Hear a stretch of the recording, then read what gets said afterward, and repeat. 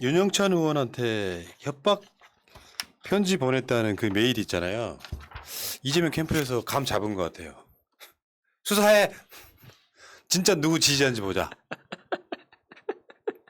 그, 이 메일 원문 캡처 화면인가? 진짜 하여튼 그거 좀 예, 띄우면 안 돼요? 공개가 됐던데 잠깐만. 메일 마지막 줄 이재명 지사가 대통령이 되기를 바라는 광주의 일이들 일이 보낸 사람들. 이 일이 오너라 없고. 그러니까 이건 누가 봐도 이게 범죄성 메일 아닙니까? 아씨 웃어주지도 않고. 예. 씨. 그만 얘기해. 방송 끝내자 그래. 밥 먹으러 갑시다. 여러분 웃으시라고요. 개그 한번 해봤어. 그러니까 범죄성 메일에 어. 나 야수요. 나 새날의 야수인데 나 당신 때릴 거야. 이렇게 메일을 보내는 멍청이가 제 상처인지 어디 있답니까? 아니 그 기본도 안 돼 있는 거예요. 기본도 그거는 명백하게 이재명 반대파의 짓이죠. 네, 맞아요. 어떤 미친놈이 욕먹을 짓을 하면서 나 이재명 지지해요 하는 게 어딨어. 저 분명히 저 사람 찾으면 아마 IQ가 80 이하일 겁니다. 그렇지 않고서는 저런 멍청한 짓을 할 수가 없어요. 저는 의혹 제기해 봅니다. 이거 일단 양쪽 다 매기려고 하는 제3의 세력. 왜냐하면 이 지사님께서 사석에서 수차례 말씀하신 것처럼 문재인과 그 주변 모두는 감옥에 보내실 것입니다. 이렇게 말한 적이 없어요. 근데 이렇게 말했다는 것은 이 민주 진영 쪽에 분란을 그리고 1위 후보인 이재명에게도 타격을 주기 위해서 굳이 언급을 했고 이 언급한 부분 때문에 윤영찬 의원이 이 메일을 공개했다고 생각합니다. 무슨 말인지 아시겠죠? 아, 이야. 나 마차님 이재명 편만 들 줄 알았더니 이낙연 보호까지 하네. 괜찮아. 아니 이건 중요하니까. 이간질 당하면 안 되니까. 네, 그래서 이거를 오픈을 한 거고 지금 우리가 화면에 이메일 전문을 보여드리겠지만 이게 윤영찬 의원의 개인 메일이기 때문에 받는 사람 이메일을 지웠습니다. 윤영찬 의원은 발표를 할 때도 자기 개인 메일로 왔다 그랬어요. 그냥 읽어봅시다 그러면은. 길게 말하지 않겠습니다. 윤 의원님. 당장 이재명 후보님에 대한 모든 의혹이 사실이 아니었음을 확인했다고 기자회견 하시고 이낙연 캠프에서 물러나세요. 둘러댈 이유야 일신상의 사유 등 많겠죠. 어차피 이번 선거는 이재명 지사님께서 되실 거고 그러면 이 지사님께서 사석에서 수차례 말씀하신 것처럼 문재인과 그 주변 모두는 감옥에 보내실 것입니다. 같이 여생을 감옥에서 보내실 건가요? 꼭 이재명 후보 당선에 의무로 힘을 보태세요. 그러면 청와대 자리와 적절한 금전도 보장될 거라고 하십니다. 만일 이낙연 대변인 등을 사퇴하고 이 지사님 돕지 않으면 윤 의원님 가족은 물론 땡땡 등 윤 의원 의원실 여성 직원들 모두의 집과 동선 파악해 놨으니 저희가 납치해 능욕할 것입니다. 이 지사님에 대한 부정적 기사를 쓴 조선, 한겨레, 동아 등의 여성 기자들 집도 모두 파악했기에 저희가 데리고 놀 것입니다. 저희 애들이 많이 굶주렸거든요. 저희는 꼭 이재명 지사님을 대통령으로 만들 것입니다. 함께 해주시기를 마지막으로 경고합니다. 이재명 지사님 대통령 당선을 위한 광주 1위들 드림. 이걸 공개했다고? 그냥 네. 미친놈 아니냐 미친놈. 일단. 그러니까 저거는 공개를 잘했다고 봅니다. 윤영찬 의원이. 그러니까 저건 마차님 이야기한 것처럼 양쪽에 득이 안 되는 거기 때문에 어떤 경우에도 득이 안 되는 거기 때문에 저쪽에서 보낸 어떤 스파이성 메일이라고 저는 그렇게 추측하는데 저게 이제 수사하기가 쉬운 이유가 저 보낸 사람이 지메일로 보냈잖아요. 근데 이제 그 사람들은 막연하게 구글은 개인정보 보호가 철저하니까 우리가 보내도 될 거야라고 생각하는데 이런 범죄에 대해서는 굉장히 잘 협조합니다. 제가 그래서 이 얘기를 하려고 한 거예요. 윤영찬 의원은 이러한 이메일 그냥 장난으로 치부할 수도 있고 심각하게 받아들이지도 않을 수도 있습니다. 그런데 굳이 오픈을 하면서 언론에 뿌린 이유는 아까 말씀드렸던 무슨 사석에서 한 이야기 같은 소설 같은 이야기를 언론에 뿌리고 싶었겠고 그 다음으로는 일단은 이거를 뿌리기 전에 개인 이메일을 아는 사람부터 의심을 했었어야죠. 왜냐하면 제가 찾아보니까 당연히 윤영찬 의원의 개인 이메일은 네이버입니다. 본인 네이버 출신이니까 그 메일 그대로 썼을 거라고 생각이 들고요. 네이버는 고소를 하는 즉시 개인정보 그냥 오픈해 주죠. 지메일에 이 사람들이 이메일을 만약에 제3 세력이다 어쨌든 지메일이 말씀하신 것처럼 수사가 쉽지 않을 거라고 생각해서 이게 자작극이든 제3 세력이든 그래서 이렇게 갔을 거라고 생각이 들고요. 범죄가 경찰에서 꼭 수사를 할지 안 할지 모르겠습니다. 그리고 중간에 윤영찬 의원 쪽에서 포기를 할 수도 있겠죠. 그런 면에서 저는 지메일을 이용을 했다. 어느 정도. 그리고 가장 중요한 것은 개인 이메일 누가 아냐고. 개인 이메일 아는 사람부터 찾아야 될 거 아니에요. 아, 그렇네. 개인 이메일을 알만한 사람 그 주변에서부터 찾아보는 게 음. 문제겠네요. 그리고요, 이 내용들을 보면 하나도 맞는 게 없어요. 잘못한 게 없는데 왜 윤영찬이 감옥에 가고. 그리고 윤영찬은 이미 청와대에서 온 사람이에요. 왜 청와대를 다시 들어가기 위해서 노력을 해야 돼? 그리고 저기 네모 블라인드 친 게 아마 그 부분 때문일 것 같은데 특정한 이름이 등장하기 때문에 예. 상당히 위협감을 느꼈을지 모르지만 문맥이나 상으로도 전혀 이게 이재명한테도 도움 안 되는 이재명 매기는 거의 그렇죠. 가깝잖아요. 예. 이런 식으로 메일 보냈으면 저는 기본적으로 어떤 생각이 드냐면요. 이런 미친 메일 저한테도 옵니다. 앞뒤 안 맞는 약간 또라이 같은 예, 거. 예. 그러면 무시하고 말면 됐지. 이걸 이슈화 시켜서 언론에 내는 의도는 이재명을 뭔가 매기기 위한 거잖아요. 그렇죠. 이재명 지사의 지지자들이 이렇게 저질이다. 그 이상민 선관위원장 그 페이스북에 갔더니 막 장애인 어쩌고 저쩌고 막 예. 악플 싸질렀던 거 보니까 오히려 이재명 페이스북에는 팔로우조차 않은 놈들이었다는 거야. 아니 계정이 다 비어있는 계정이고 외국 계정인데 그걸 가져다가 이재명 지지자인 것처럼 발표한 전모 의원도 문제고요. 이런 식으로 써먹지 마시라고요. 그게 정작 정말 자기들이 만들어서 자기들이 욕해놓고 그 기사가 나간 이후에 똥파리들이 더 극성 부려가지고 그런 이메일을 보내고 문자를 보낼 수도 있다니까요. 그러니까 수사에 의뢰하긴 했는데 이거 수사 냄새만 피우고 언론에 헤드라인만 나가고 결국엔 유야무야 될 가능성이 높고요. 목표가 그거니까요. 나는 그 가장 현명했던 게 그 추미애 캠프가 한 말인데요. 윤영찬 의원의 괴메일 수사와 아니야. 그거 아니야. 윤영찬 의원의 괴메일 수사와 공개와 수사 의뢰는 매우 적절한 조치다. 메일 자체로도 묵과할 수 없는 중대 범죄다 이렇게 얘기했는데 이 핵심이 뭐냐면은 그 민주당 대선 경선을 음해하고 방해하려는 세력들의 조직적인 이간질로 충분히 의심할 만하다.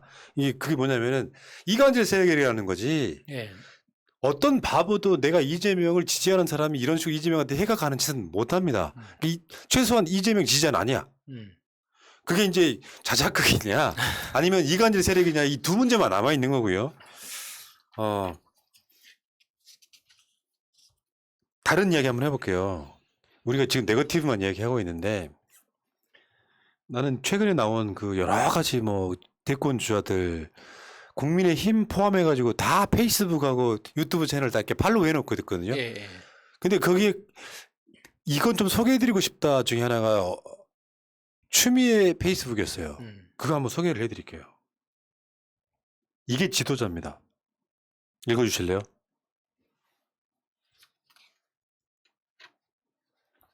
다음 세대에 우리가 물려주는 아주 나쁜 세 가지는 불평등, 양극화, 분단, 온실가스입니다.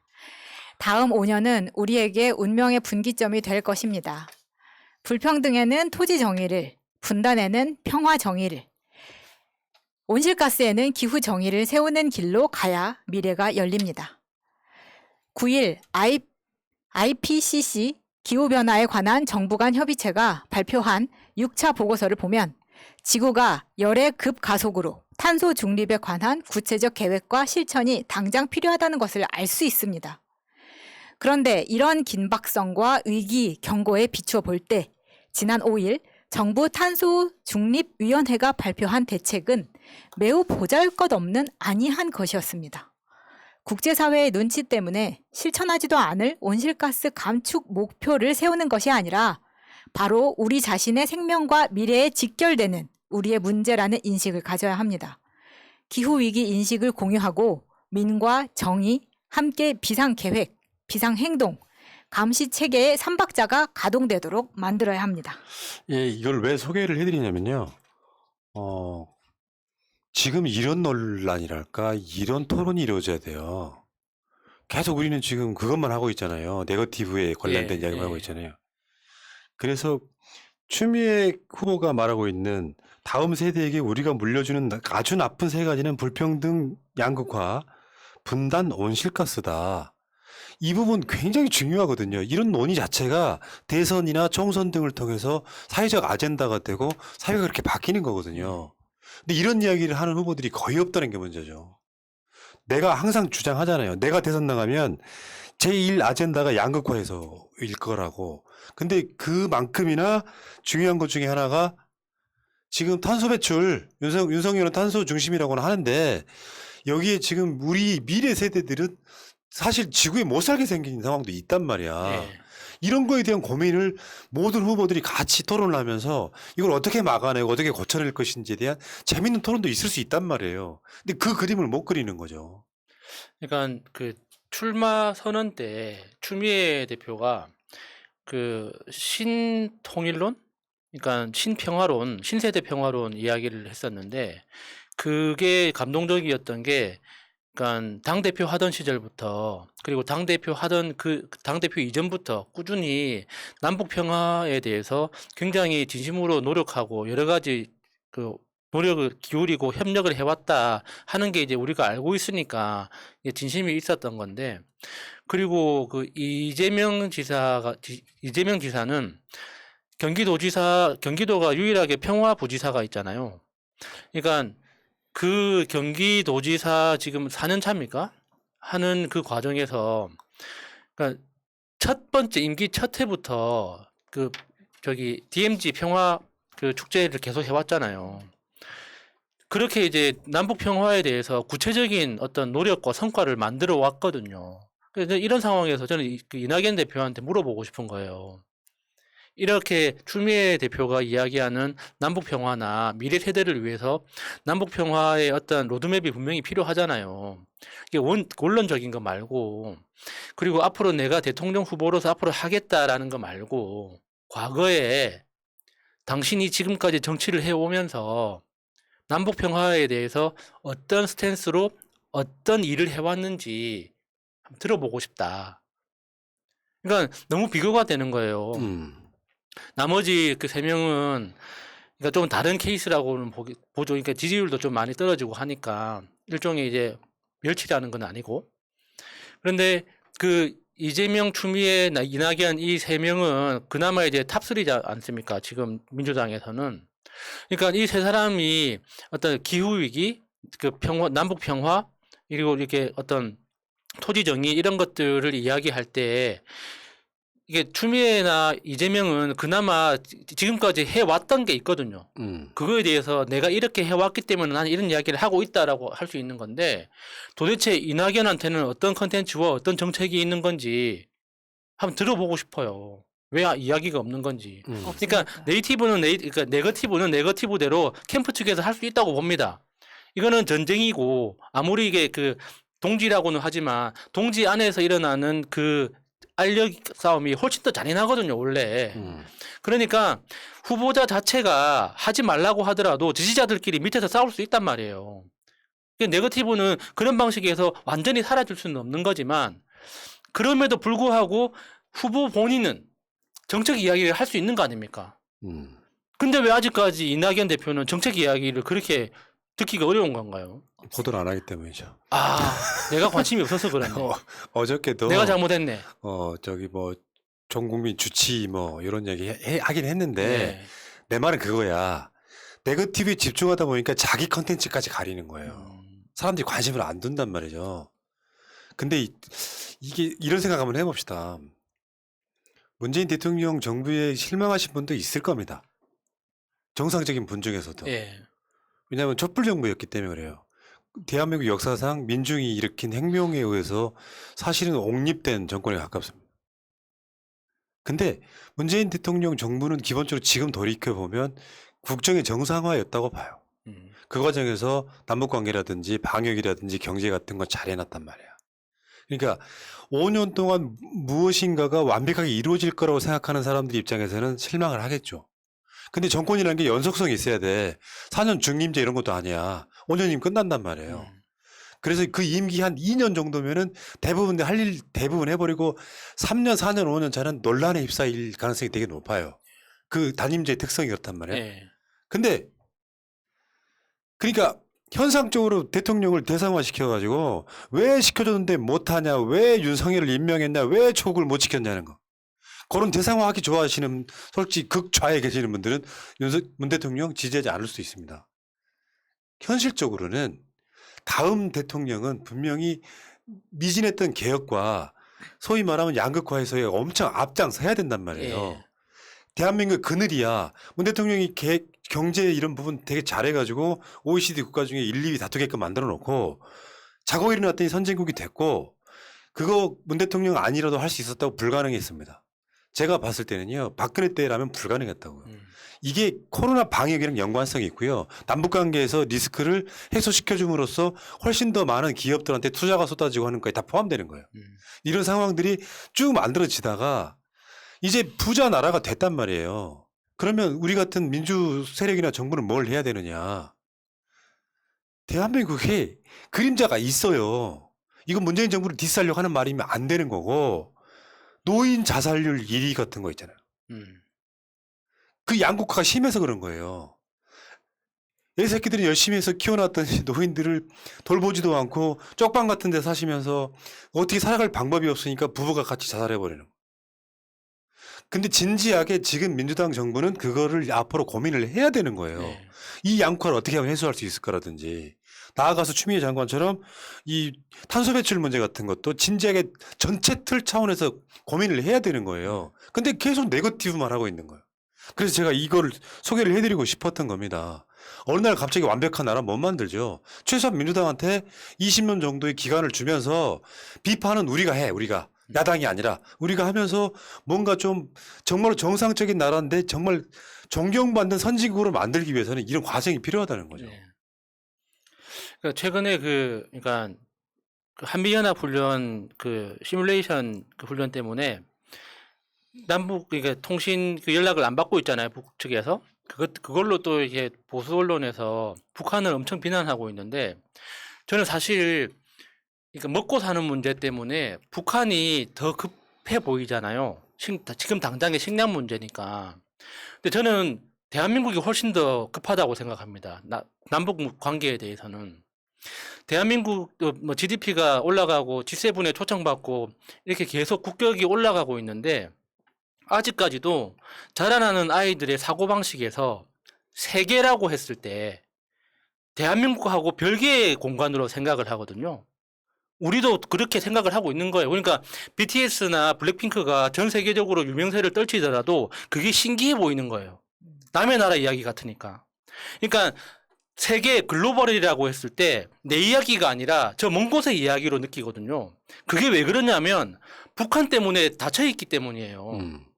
그러니까 자라나는 아이들이 나는 세계적으로 큰 일을 할 거야 했을 때 두 발로 걸어서 러시아를 거쳐서 유럽까지 갈 수 있다는 그런 상상력이 열려야지 세계하고 대한민국이라는 공간하고 하나가 되는 거거든요. 근데 우리는 그 생각 속에서 대한민국과 세계가 떨어져 있단 말이에요. 그럼 이 생각을 이어붙이려면 남북관계가 해결이 돼야 돼요. 그래야지 지금까지 우리가 쌓아왔던 GDP나 경제력이나 과학기술력이나 이것들이 펼칠 수 있는 어떤 현실적인 실천력 있는 계획이 만들어질 수 있는 거거든요. 아이들한테. 근데 지금도 우리 아이들은 한국은 한국이고 세계는 세계야. 완전히 별개인 거고 내가 세계적으로 큰 일을 하기 위해서는 어떤 특별한 일을 해야 되는 거죠. 엄청나게 부자 아버지나 부자 할아버지를 만나야지 세계로 나갈 수 있다는 그런 상상력 공간 안에 갇혀 있단 말이에요. 저는 이게 훨씬 더 우리나라한테 큰 위험이라고 생각하거든요. 그런 측면에서 봤을 때 당장 먹고 사는 문제가 힘들기 때문에 북한이 더 조급해 보이죠. 근데 우리는 선진국으로 진짜 제대로 도약할 수 있는 이 마지막 계단 앞에서 다시 내려가느냐 올라가느냐 그 분기점에 서 있는데 자라나는 아이들의 사고방식이 우리하고 똑같다면 그 좀 끔찍하지 않습니까? 아이들은 다른 세상에서 살아야 될 거 아니에요. 그러니까 그런 고민을 미래를 향한 고민을 해야 되는데요. 대한민국 사회가 아직까지도 권력 지향적이고 그 후보들 밑에 있는 사람들이 권력 지향적이다 보니까 저는 그래서 이재명 지사가 지지율이 탄탄한 거라고 봐요. 뭐 거칠어진 느낌의 어떤 벌판의 야수 같은 느낌도 분명히 있죠. 네. 다듬어지지 않은 뭐랄까 신사적이지 않은 느낌. 그렇지만 최소한 이런 것들에 대한 수도 없이 많은 고민들을 했던 거잖아요.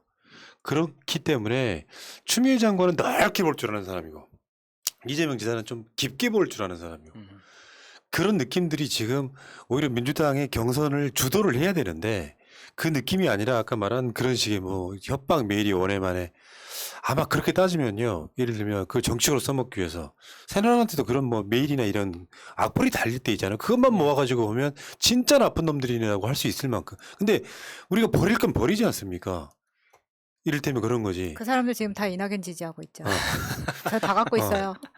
버릴 건 버리더라도 그런 식으로 해서 음. 선거판을 가야 되는데 참 안타깝다. 솔직히 말씀드리면 진짜 안타깝다는 생각이 네. 들었고요. 어쨌건 추미애 장관이 없었으면 어쩔 뻔했어.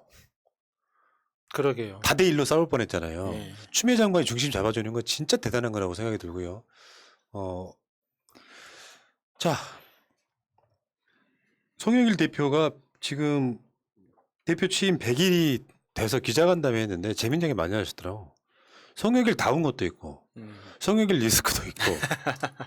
자, 투표 한번 해보겠습니다. 송영길 대표 100일 잘했다 1번 못했다 2번. 두 분도 의견 표명해 주세요. 저는 0.5. 0.5? 1.5. 그러면 균형을 맞추기 저는 0.5로 하겠습니다. 뭐야. 이 박쥐 같은 것들. 니들이 윤석열이야? 이랬다 저랬다 그래? 아, 근데 지금 그 위치에 이런 상황에 있으면 저런 발언을 할 수 있겠다 이런 이해가 가는 면도 있기 때문에. 근데 이제 어떤 면으로는 마음에 안 들더라도 저쪽에서 지금 송영길 대표를 가지고 흔드는 사람들이 있으면은 송영길 대표를 또 보호해주고 싶은 반대 급부의 마음이 생기거든요. 무슨 이심송심 뭐 이런 말 만들어가지고 전체적으로 뿌리면서 막 그러는데 그닥 달갑진 않습니다. 그렇게 생각하지도 않고요. 저거 그러니까 저는 송영길 대표가 그 당대표 선거 후보, 그러니까 운동할 때 인터뷰 중에서 제일 뭐 이렇게 귀에 걸렸던 게 나는 당내에서 친한 의원이 없다. 그래서 개파도 없다. 그러니까 공정하게 잘할 수 있다. 이렇게 이야기를 했었거든요. 저는 그 말이 너무 마음에 안 들었습니다. 정치인답지 않아가지고. 근데 이번에 이제 기자가 내심 이재명 지사를 지지한다고 하는 소문이 떠돌던데 라는 질문을 하니까 나는 당내에 친한 의원이 없다. 똑같은 이야기를 하더라고. 괜찮은데? 공정하겠는데? 그렇게 생각했습니다. 그러니까 송영길에 대해서 나쁘게 보는 사람도 있고요. 저도 그렇게 아주 좋게 보지는 않는데 이제 잘한 거 못한 거 점수 매기고 있었잖아요. 한 5대5 정도 돼요. 송영길 개인의 어떤 그 안 좋은 캐릭터도 있어요. 말을 너무 쉽게 뱉는 것들 있잖아요. 스타일. 진중하지 못한 거. 송영길은 어떻게 보면 이낙연 대표하고는 좀 또 상황이 많이 다르죠. 그 캐릭터 자체가 좀 가벼운 느낌이랄까. 근데 또 할 말을 한단 말에 또 이런 과정들이 있어갖고 이게 미워하기도 그렇고 안 미워하기도 그렇고 굉장히 애매한 포지션에 있어요. 근데 지금은 윤호중 의원 옆에 있으니까 공격을 좀 덜 받는 면도 있죠. 그렇죠. 윤호중 완전 비호감 됐죠. 윤호박. 그런 표현들이 있잖아. 막 이제 쓰지 말아야 될 단어 중에 저번에 했던 그 대깨문 표현 같은 거. 굳이 그런 말이 자기가 했던 말 몇십 분짜리 말 중에 키워드가 돼버리게 말을 하면 안 된단 말이야. 말의 기술이라는 게 그런 거 아니야. 근데 그런 것들이 언론의 헤드라인으로 딱 나오기 좋다는 거. 이것도 한번 생각을 해봐야 될 것 같고 이번에는 재밌는 게 그런 거 있어요. 문자 폭탄에 전화가 터질 것 같아서 얼음에 넣을 때가 있다. 이게 무슨 말이죠? 얼음에 넣으면은 그 방수 기능이 되는 핸드폰인가 보네요. 부럽네. 아니 그 냉동실에 넣어놓는다는 소리 아니야? 그런가요? 설마 물에 담그진 않을 거 아니야? 도움이 안 될 텐데. 자꾸 무슨 문자 폭탄, 뭐 문자 행동으로 문자를 많이 받는 것에 대해서 불만을 토로하는 의원님들 계시는데 그게 민심이에요. 본인이 왜 그런 문자를 받는지를 생각을 해야지 자꾸 그걸로 컴플레인 거는 것도 저는 좀 없어 보여요. 아니 자기들도 단체 문자 많이 돌리잖아요. 오늘도 이모 의원은 종로에 제가 살지도 않았는데 저한테 꼬박꼬박 어디에 출연한다고 계속 문자를 보내시던데 그 단체 문자 한 번 보낼 때마다 1,000만 원 이상씩 나간다면서요. 예. 저는 그 문자 폭탄, 소위 이렇게 문자 행동, 이렇게 문자 메시지 받는 의원들이 그 문자 메시지 엑셀로 정리할 수 있거든요. 엑셀로 쫙 정리해가지고 키워드별로 뽑아봐요. 어떤 단어가 몇 번이나 등장하는지.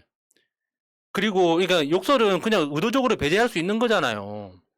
일반적인 서민들이 보내는 정말 감정이 격해져서 보내는 어떤 문자들이니까 어떤 과도한 표현들이 있을 수 있는데 그거는 그냥 못 본 척 씹으면 됩니다. 그런데 그 감정들 속에 진심이 묻어 있는 거 아닙니까? 그러면 욕설을 제외한 나머지 단어들을 검색을 해봐요. 어떤 정책이 몇 번 등장하는지, 어떤 표현이 몇 번 등장하는지, 문자 메시지 엑셀로 정리하는 거 보자진 시키면 금방 해요. 그래서, 나한테 문자 보내는 사람들이 이 정책을 중요하게 생각하는구나. 조국 장관에 대해서 이런 식으로, 이런 감정을 느끼고 있구나. 들여다볼 수 있는 거 아닙니까? 내가 오늘 1,500통 받아서 너무 힘들어. 냉장고에 넣어놔야겠네.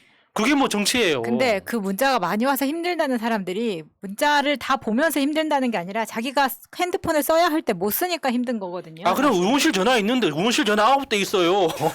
의원실 전화 쓰면 되지. 보다진 전화 빌리든가.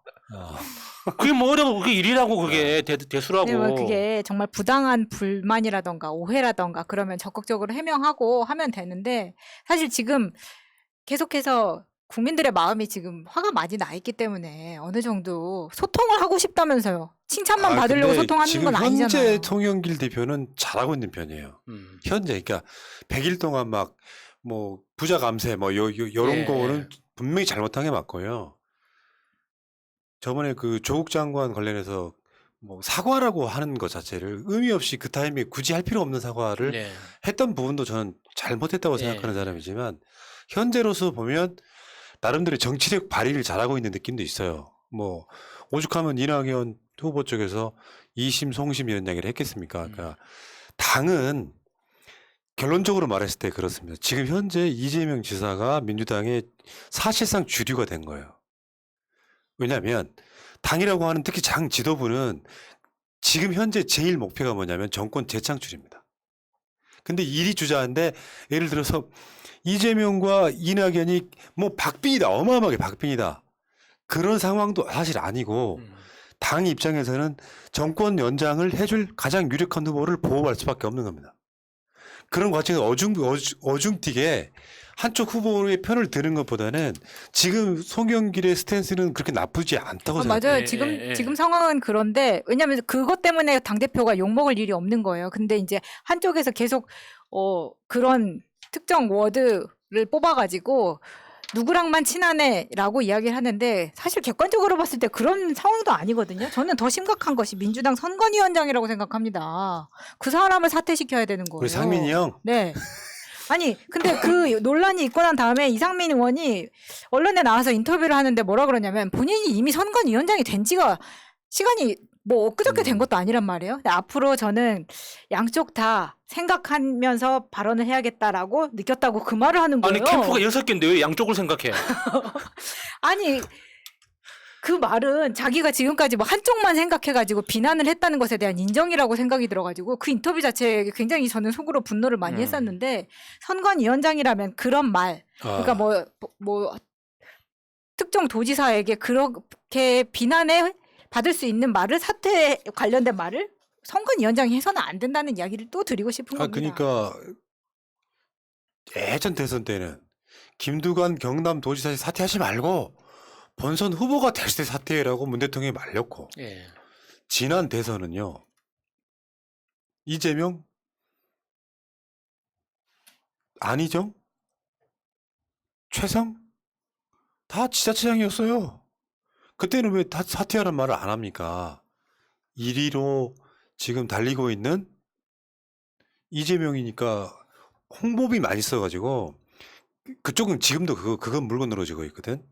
뭐 외국 언론에 기본소득 광고했다고 그 과하게 자기 업적 치적을 뭐 한다 이렇게 했고 그 홍보비를 안 쓰게 하려면 도지사직을 사퇴하는 게 맞다 이렇게 가는데 그거를 선관위원장이 하면 안 되는 거고 일단은 그게 적발돼 가지고 지금 계속해서 네거티브 안 하겠다고 하면서도 그 이야기는 이낙연 캠프가 계속 물건 늘어지고 있죠. 도지사에게 사퇴하라는 부분을. 근데 이것 좀 생각을 좀 바꾸라니까.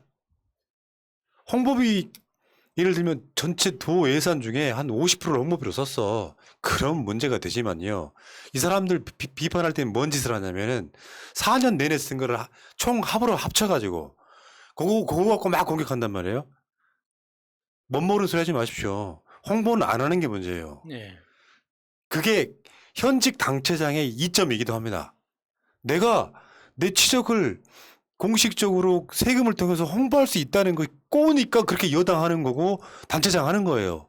근데 그것마저도 비판의 대상으로 쓰면 안 된다는 거지. 내가 전에 예를 들었잖아요. 이재명 지사도 이야기를 저번에 인터뷰할 때 이야기했잖아. 경기도에서 자전거를 타다 다치면 무조건 보험이 됩니다. 근데 사람들이 모르잖아. 홍보가 이거 더 이재명 되는 잘못한 거야. 홍보비 더 썼어야 돼. 그렇죠. 근데 거기에 대해서 원희룡 지사가 본인의 사퇴, 제주지사 사퇴를 뭔가 합리화하기 위해서 이재명 지사를 공격하는 용도로 뭐 다른 시도와 MOU를 맺어서 그걸로 이제 대선 운동을 핑계 삼아 한다 뭐 이렇게 이야기를 하던데 다르죠. 본인이 제주도에서 지지율이 좋았으면은 사퇴하지 않았을 겁니다. 그렇죠. 그래서 이제 본인이 제주도를 내팽겨 쳐놓고 나는 내팽겨 쳤으니까 너도 해야지라고 이야기를 하는데 다시 한번 말씀드리지만 이런 식의 논리로 따지자면 종로구의 국회의원은 종로구 밖으로 나오면 안 되고 종로와 여의도만 왔다 갔다 해야지 지방을 왜 순회합니까? 똑같은 거예요. 자충수를 둔 거죠. 그거에 대해서 인터뷰에서 이낙연 의원한테 물어보니까 대답 못 하잖아요. 맞는 소리니까. 네, 그러면서 그런 얘기 하죠. 도지사는 행정을 실행하는 사람이고 국회의원은 법을 만드는 사람이기 때문에 네, 위치가 다르다 네, 이야기하는데 야, 이게 어떻게 보면 되게 비열한 거예요. 그러면은 그 지자체장이 누릴 수 있는 나름대로의 어떤 프리미엄 같은 것까지 다 내려놓으라는 이야기거든요. 그게 좀 비열한 거지. 왜냐하면 지금까지 그렇게 뭐 안희정이나 이재명 성남시장이나 최성 고양시장한테 내려놓으라고 안 했으면서 지금에서 1등 달리고 있으니까 그게 마치 홍보비 때문인 것처럼 호도하는 거잖아요. 잘못된 논란인 거죠. 그런 부분은. 자, 알겠습니다. 어쨌건 지금 현재 송영길 대표는 잘하는 것 같다. 실제로 송영길 대표가 뭐랄까요, 이렇게 어떤 제대로 된 심판 입장에서 보고 있는 느낌이라서 이재명 후보한테 굉장히 좀 유리해 보이는 것들은 다 치워 하지만 뭔 소리냐. 경선 시작됐는데 지금에 와서 검증위를 만들고 도지사 그만두라고 하냐. 이럴 때 지금 이상하게 아무 의미 없이 선관위원장이 나서가지고 지금 욕을 바가지로 드시고 계시는데 다시 한 번 말씀드리지만 악플은 달지 마시고요. 악플이 뭔 필요가 있어. 무슨 장애인 비하한다거나 그런 식으로 악플은 달지 마시고 또 알고 봤더니 그 악플 단 사람이 이재명 지지자도 아니야. 아니라니까요. 악플 달라고 하지 마세요. 그냥 사퇴하라고 하세요. 악플 달라고 했어요, 내가. 악플 달지 말라고 했지. 달지 말자. 그러니까 호도하지 마세요. 달지 말고 사퇴하라는 그냥 그 사퇴하라고만 댓글도 하면 악플이라고 되지. 받아들입니다, 당사자가. 네. 내가 말하는 악플이란 뭐 비하 발언이나 인격적 모욕, 명예훼손에 해당될 만한 이야기 하는 거고요. 사퇴하란 말이 뭐 그게 무슨 악플이에요. 뭐 오래오래 사세요. 어. 뭐 사퇴하세요. 뭐 네. 이런 이야기면 적당하죠. 예. 저는 이제 푸나 씹새끼를 받아들이고 있는데. 자, 알겠습니다. 맥 빠져. 저 개인적인 이야기 하나만 할게요. 아침에 보통은 제가 많이 자면 11시까지 자거든요. 근데 10시 반에 정확히 깨더라고요. 그게 정경심에서 재판이 시작되는 시간이었어요.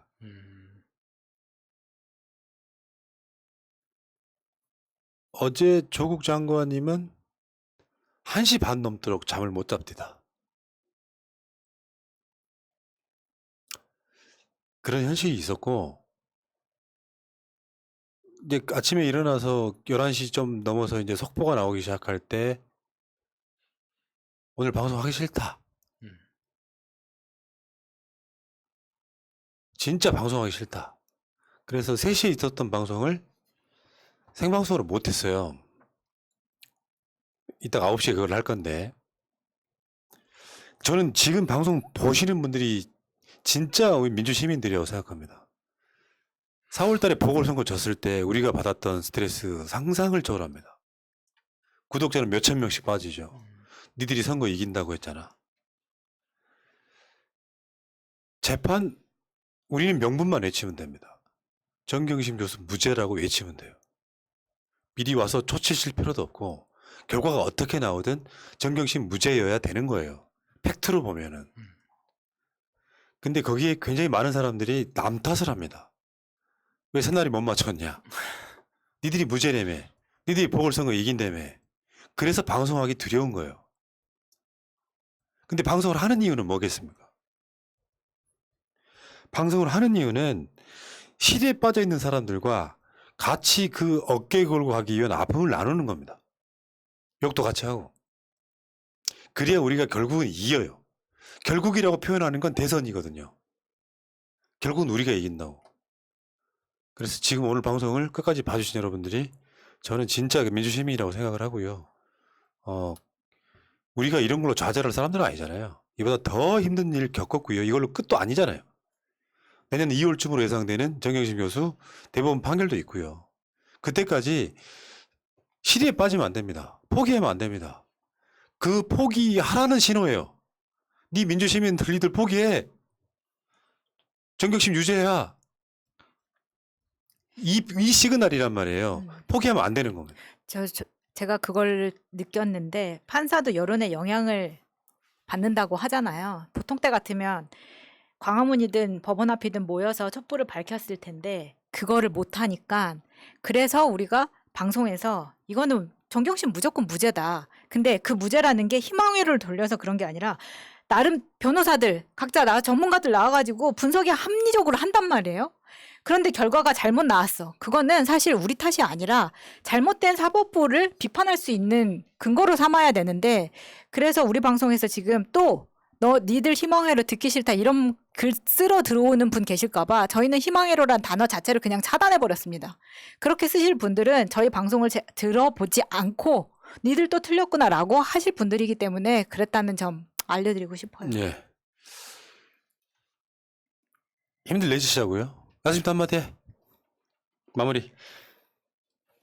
저는 그 재판 결과에 대해서 다른 거, 그러니까 뭐 정의가 아니고 재판부에 대해서 분노하고 이런 것도 너무나 당연한데, 그러니까 내년 2월이라는 시간에 무죄가 난다고 해도 그래도 정경심 교수는 그 여름과 겨울을 그 안에서 보내야 되잖아요. 저는 그게 너무 안타까운 거예요.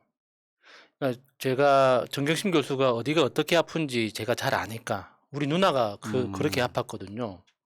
그러니까 어디가 어떻게 아프고 지금 어떤 고통을 겪고 있는지 너무나 잘 알기 때문에 안타까운 거예요. 그게 만약에 진짜 털끝만치라도 정경심 교수가 의도치 않은 실수가 있었다고 하더라도 4년은 아니잖아요. 맞아요.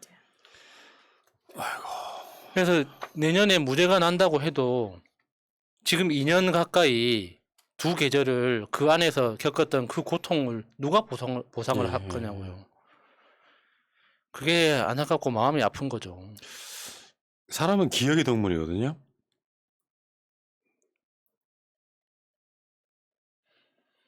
문재인 후보가 박근혜 후보한테 지던 날 아침의 기억. 노무현 대통령 돌아가시던 날 아침의 기억. 세월호 아이들 그렇게 되던 날 아침의 기억. 그 기억들이 우리 머릿속에 들어있지 않습니까? 우리 민주시민은 이런 것들을 헤쳐나갈 만한 충분한 경험과 내공이 있다. 저는 그렇게 생각을 하고요. 아무 일 없었다는 듯이 또 여러분들과 함께 하겠습니다. 조국 장관님 개인적으로 힘내시기 바라겠습니다. 정경심 교수 말씀드릴 것도 없고요. 이런 구조를 언젠가는 우리가 이겨낼 수 있겠죠. 예. 이 말도 안 되는 구조를. 자, 여러분들 힘내시기 바라겠고, 산을 물러가